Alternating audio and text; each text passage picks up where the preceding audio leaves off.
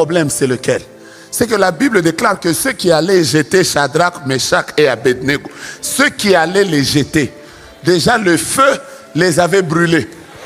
Ma question c'est comment Shadrach, Meshach et Abednego sont entrés? Parce que ceux qui allaient les jeter, déjà ils étaient morts. Battez-vous avec ça. Moi, à chaque fois que je vois des gens, l'un des signes par lequel je connais que celui-ci ne prie pas beaucoup, c'est l'agitation. Quand je vois quelqu'un là, oh papa, tu vois, on a dit, on a fait. Quelqu'un m'a dit, j'ai rêvé que je suis mort, j'assistais à mon propre funérail. J'ai dit, et puis? Mais je suis mort. J'ai dit, et après? Vous savez, même quand tu as rêvé que tu es mort, la première victoire contre la mort, c'est même pas encore la prière. Ah oui, hein? La première victoire contre la mort, la Bible déclare, je suis déjà au psaume chapitre 23, verset 4. La Bible dit, quand je marche dans la vallée de l'homme de la mort, je ne crains aucun mal. La première chose, c'est pas d'abord prier. La première chose, c'est de ne pas craindre. Ah oui?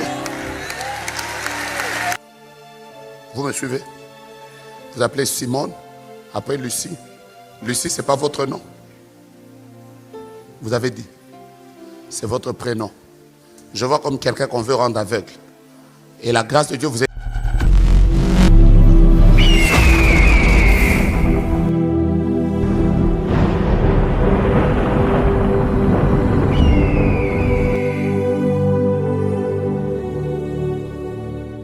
Bible, faites-moi confiance.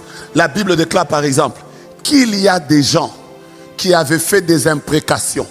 Ils se sont jurés de ne pas manger et de ne pas boire jusqu'à ce que Paul meure.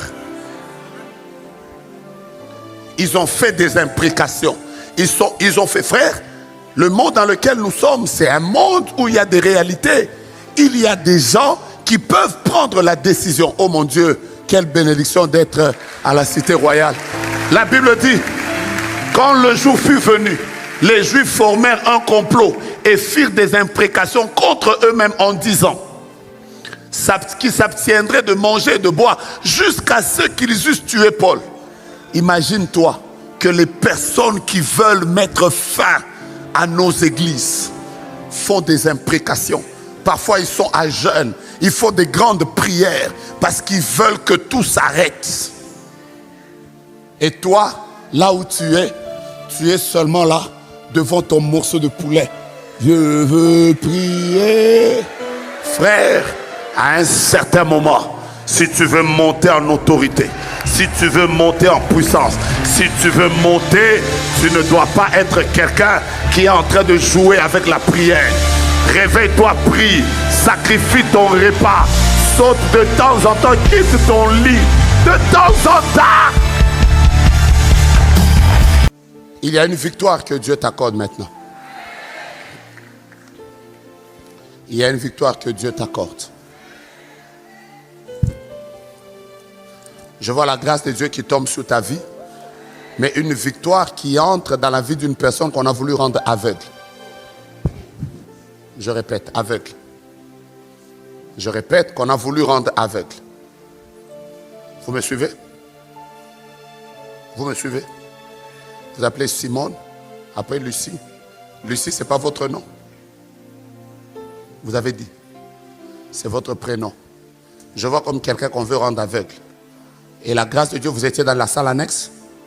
La grâce de Dieu est descendue jusqu'à la salle annexe. Et Dieu, par ta présence dans sa présence, a décidé que le roseau qui ne devait pas fleurir commence à fleurir. Ainsi me parle Dieu.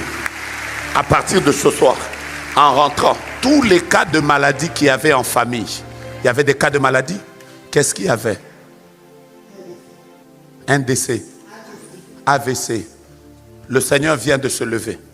Et en rentrant chez toi, tu es en train de transporter la guérison qui vient de la cité royale. Et tu l'emmènes là-bas et tu es guéri. Relève-toi, va célébrer le Seigneur. Va en sautant, va en adorant, va en proclamant que Jésus est Seigneur. Vous n'acclamez pas pour moi, vous acclamez pour le roi. Vous acclamez pour le Seigneur. Normalement, on devait pousser des cris de triomphe. La troisième chose, c'est que la prière est une des voies par laquelle Dieu nous entoure de la paix. Vous savez, quand vous voyez certaines personnes, malgré tous les combats par lesquels ils passent, ils jouissent d'une paix que le monde ne peut pas donner. Ce que c'est des hommes de prière. Je prie que Dieu te guérisse de la dépression et de toutes les autres sortes de combats. Mais j'ai envie de te dire que normalement les personnes qui devaient être les plus déprimées, c'est toutes ces personnes ici qui sont attaquées, qui servent Dieu, on interprète tout. Mais vous savez pourquoi certaines personnes tiennent? Parce qu'il y a un lien très fort entre la prière et la paix. Philippiens chapitre 4, à partir du verset 6, la Bible dit, ne vous inquiétez de rien. Mais faites connaître vos besoins, mais en toutes choses, faites connaître vos besoins à Dieu. Par quoi? Des prières. 2, des supplications. 3, avec des actions de grâce. Et la suite dit, et la paix de Dieu qui surpasse toute intelligence gardera vos cœurs et vos pensées en Jésus-Christ. Parfois vous vous demandez comment ils tiennent. C'est parce qu'ils ont simplement appris un des grands secrets de la vie. Vous savez, l'un des grands secrets de la vie, c'est de prendre tous les fardeaux qui sont les tiens et d'aller les déposer à Jésus. C'est ce qu'il a dit, venez à moi, vous tous qui êtes fatigués et chargés. Moi je vais prendre ces charges et qu'est-ce que je vais vous donner en retour? Je vais vous donner le repos. C'est comme ça qu'il y a des gens qui sont en paix, qu'ils manquent, qu'ils ne manquent pas, qu'ils aient le travail, qu'ils n'aient pas encore l'alternance, qu'ils n'aient pas encore, vous les voyez, ils sont inébranlables, ils sont fermes. Même quand vous les entendez, on les a attaqués sur les réseaux sociaux. Ils montent à la chair, ils prêchent avec puissance. Alors qu'il y a un cas de maladie, eux, ils ne sont même pas là. Ils continuent à servir Dieu avec la même passion, avec la même énergie. Ils ont le même amour, ils portent le même fardeau. Ils continuent à bénir les gens malgré les adversités. Ils ont la dimension d'épouse. Ils savent que j'ai donné ça à mon époux. Le reste ne me concerne pas. Mon époux est avec moi. Ils marchent dans la paix. Leur couple est dans la paix. Malgré les difficultés, ils continuent à tenir. Ils sont capables de dire comme l'apôtre Paul, j'ai appris à vivre dans la disette et j'ai appris à vivre dans l'abondance. Ils sont comme l'apôtre Paul qui est capable de dire qui me séparera de l'amour de Christ. Serait-ce la tribulation? Serait-ce l'angoisse? Serait-ce la nudité? Serait-ce le péril? Serait-ce le manquement? Mais je sais qu'en toutes ces choses, je suis plus que vainqueur par celui qui m'a aimé, car j'ai l'assurance que ni la mort, ni la vie, ni le siècle présent, ni le siècle à venir, rien ne pourra me séparer de l'amour de Dieu. Moi, chaque fois que je vois des gens, l'un des signes par lequel je connais que celui-ci ne prie pas beaucoup, c'est l'agitation. Quand je vois quelqu'un là, oh papa, tu vois, on a dit, on a fait, j'ai dit,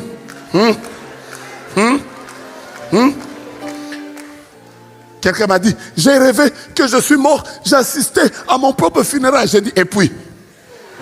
Mais je suis mort. J'ai dit, et après?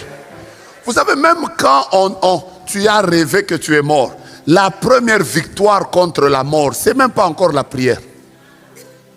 Ah oui, hein? La première victoire contre la mort, la Bible déclare, je suis déjà au psaume chapitre 23, verset 4. La Bible dit, quand je marche dans la vallée de l'homme de la mort, je ne crains aucun mal. La première chose, c'est pas d'abord prier. La première chose, c'est de ne pas craindre. Ah oui. Déjà, le fait que tu crains, tu es déjà vaincu. Donc dans la vie, la crainte, c'est déjà une porte. La peur, c'est une porte à l'ennemi. Tu as peur de quoi? Qui t'a dit que tu seras mangé? Qui t'a... Avec toutes les saintes scènes que j'ai déjà prises dans ma vie. Vous m'imaginez moi dans la casserole d'un sorcier, il est en train de... J'ai déjà pris le sang de Jésus en moi. J'ai déjà pris le corps en moi. Vous allez passer par où? c'est que ces jours-là, c'est vous qui allez mourir avant ça. Je cherche des hommes comme les Daniel, des hommes comme les Méchants, les hommes comme les Abednego, qui n'ont pas peur du feu et qui sont capables de dire au roi. J'ouvre une parenthèse que je referme.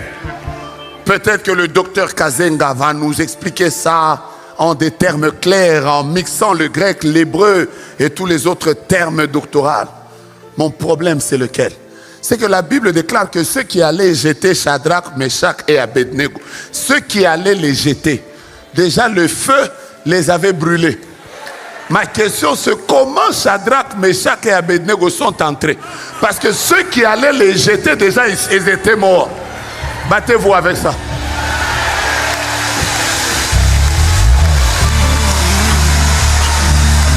Mais moi, j'ai l'impression qu'ils étaient entrés dans le feu eux-mêmes. Parce que ceux qui allaient les jeter, ils étaient déjà morts. Ils sont entrés comment?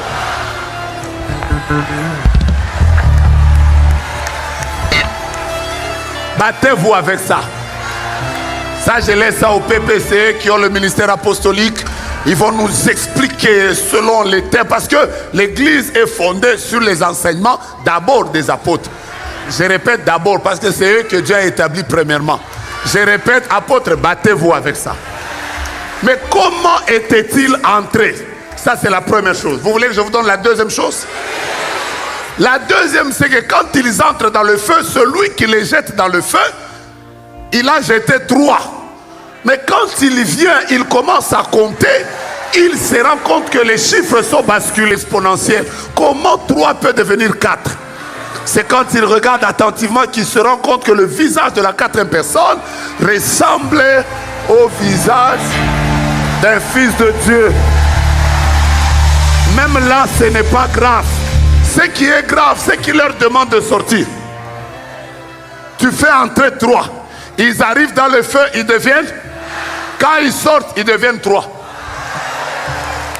Quel schéma mathématique? 3, 4, 3. 3, 4, 3. 3, 4, 3. Tu fais entrer 3. Ils deviennent 4 à l'intérieur. Quand ils sortent, écoute-moi, il y a des gens qui ont fait des calculs contre toi. Ils seront bouleversés après cette conférence. Mais je te dis la vérité,